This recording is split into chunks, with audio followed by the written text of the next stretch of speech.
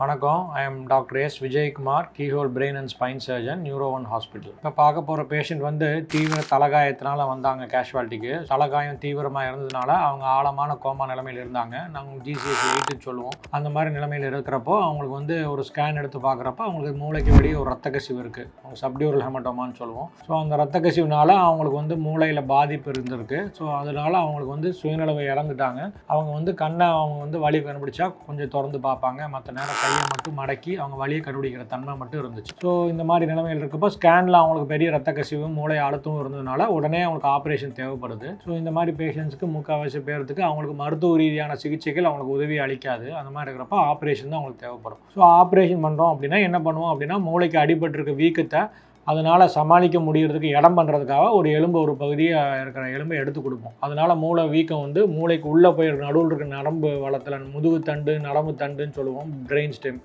மூளை தண்டை போய் நசுக்காமல் வெளியே வீக்கம் வந்துடும். ஸோ இயல்பாக அந்த வீக்கம் வந்து ஒரு வாரம் 10 நாள் அதுவாக குறையும். அந்த குறையிற டைமில் நம்ம வந்து ஆபத்து இல்லாமல் பார்த்துக்கிறதுக்காக அந்த எலும்பை எடுத்து கொடுக்குறோம். ஸோ இதுக்கு பேர் டீகம்ப்ரெசிவ் கிரேனியோடமின்னு சொல்லுவோம். அவங்க அதுக்கப்புறம் கொஞ்ச நாள் ஐசியூவில் இருந்து ஸ்லோவாக ரெக்கவர் ஆனாங்க. ரெக்கவர் ஆனதுக்கப்புறம் நல்லா கம்ப்ளீட்டாக ரெக்கவர் ஆகி ஒரு 2 மாதத்துக்கு அப்புறம் அவங்களுக்கு வந்து எலும்பை பொருத்திட்டோம். ஸோ முக்கால்வாசி தலைகாயங்களில் நிறையா பேர் டைம் ஒவ்வொருத்தவங்க காயத்தோட வீரியத்தை பொறுத்து ஒவ்வொருத்தங்களும் ஒவ்வொரு மாதிரி டைம் எடுத்துப்பாங்க.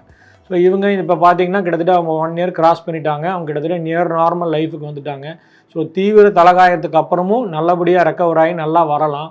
ஸோ இனிஷியல் பீரியட் ஆஃப் டைமில் எவ்வளோ நல்லா சர்ஜரி, எவ்வளோ தூரம் அவங்களுக்கு மெடிக்கல் ட்ரீட்மெண்ட்டோ சர்ஜரியோ அவங்களுக்கு இன்டென்சிவ் கேர் மேனேஜ்மெண்ட்டோ எப்படி இருக்குங்கிறத பொறுத்து அவங்க பின்னாடி எப்படி நல்லா வரப்போகிறாங்கிறது அந்த டைமில் தான் நிர்ணயிக்கப்படும்.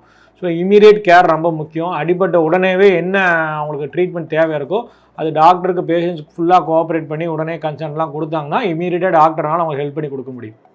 வணக்கம், என்னுடைய பேர் ரோஹினி. நாங்கள் திருச்சி டிஸ்ட்ரிக்ட்லேருந்து வரோம். இவங்க என்னுடைய ஹஸ்பண்டு. இவங்க 2 வீலரில் வரும்போது ஆக்சிடெண்ட் ஆகிடுச்சு. அப்போ வந்து ஜிஹெச்சில் கொண்டு வந்து அவங்கள அட்மிட் பண்ணியிருக்காங்க. அட்மிட் பண்ண இடத்துல டாக்டருங்க இந்த மாதிரி தலையில் ஓப்பன் சர்ஜரி பண்ணி ஆகணும் உடனே அப்படின்னு சொல்லியிருக்காங்க. என்னுடைய தம்பியோட ஃப்ரெண்டு வந்து ஒரு பையன் டாக்டராக இருந்தாப்புல, அந்த பையனுக்கு இன்ஃபார்ம் பண்ணியிருக்காங்க.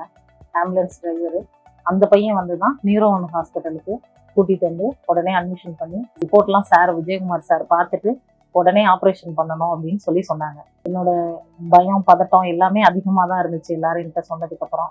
ஆனால் என்னுடைய பிரதர் தான் கண்டிப்பாக நம்ம இந்த சர்ஜரி பண்ணோம்னா கண்டிப்பாக மாமா குணமாயிருவாங்கன்னு சொன்னாங்க.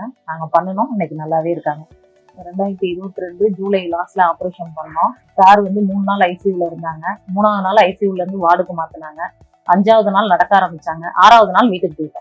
ஸ்டாஃப்லாம் நல்லாவே கவனிச்சுக்கிட்டாங்க. டாக்டருமே கேர் எடுத்து பார்த்துக்கிட்டாங்க. சிஸ்டர்ஸுமே நல்லாவே கேர் எடுத்து பார்த்துக்கிட்டாங்க. அதே மாதிரி இங்கேருந்து 6ஆவது நாள் போனதுக்கு அப்புறம் 15 நாள் ஆனதுக்கு அப்புறம் அவங்களுடைய வேலையை அவங்களே பார்க்க ஆரம்பிச்சிட்டாங்க. நல்லாவே ரெக்கவர் ஆகி வந்துட்டாங்க. 15 நாள்ல திருப்பியும் 2 மாசம் கழிச்சு கொண்டு வந்து காமிச்சோம். அப்போ ஒரு சர்ஜரி பண்ணோம் ஓப்பன் பண்ணி. அதுக்கப்புறம் நல்லாவே இந்த 2 வருஷத்துக்கு அப்புறம் எந்த ஒரு தொந்தரவு எந்த ஒரு இதுவும் இல்லாம நல்லாவே இருக்காங்க. ஆயில் ஐட்டம் மட்டும்தான் அவாய்ட் பண்ண சொன்னாங்க. அவாய்ட் பண்ணோம். டேப்லெட் ரெகுலரா எடுத்துக்க சொன்னாங்க, எடுத்துக்கிட்டோம்.